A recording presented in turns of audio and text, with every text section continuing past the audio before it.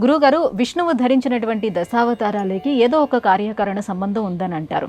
అందులో రామావతారానికి ఉన్నటువంటి ఆ ప్రత్యేక కారణం ఏంటి? కేవలం రావణాసురుని సంహరించటం కోసం మాత్రమే రాలేదు రాముడు.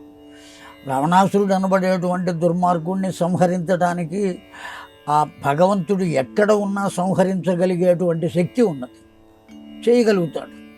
కానీ దేనికి అవతరించాడు? ఒక మానవ రూపంలో ఓ తల్లి గర్భాన ఉండి ఆవిడ ప్రసవిస్తే ఆవిడికి కలిగి ఆవిడ ఒడిలో పెరిగి పెద్దవాడై అనేక మంది ఎత్తుకుంటే ఆ వచ్చినటువంటి రూపానికి ఒకానొక మహర్షి ఒక పేరు పెట్టి ఆ పేరుతో పిలిచి సామాన్యమైన మానవుడు ఎలా ప్రవర్తిస్తాడో అలాగే ప్రవర్తించాడు.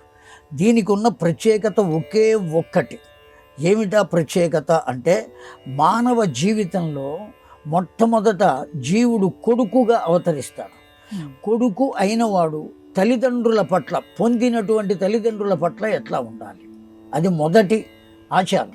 ఏ విధంగా ప్రవర్తించాలి అది తెలుసుకోవడం మొదటి ధర్మం.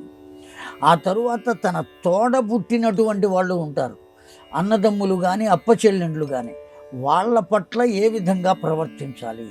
తరువాత వివాహం చేసుకుంటాడు, భార్య పట్ల ఎలా ఉండాలి, భార్య తరఫున ఉండేటువంటి మామగారు అత్తగారు అక్కడ ఉండేటువంటి బంధువులు ఉంటారు, వాళ్ళ పట్ల ఎలా ఉండాలి.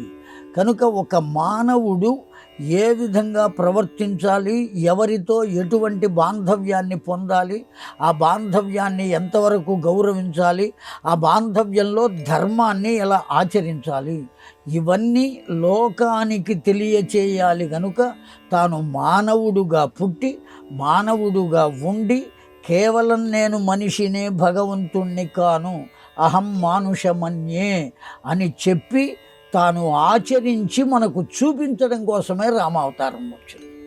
అందుకనే రామో విగ్రహవాన్ ధర్మ, ధర్మం మానవుడు ఎట్లా ఆచరించాలో చెప్పడానికి వచ్చినటువంటి దివ్యావతారం. అది రామావతారం యొక్క ప్రత్యేకత.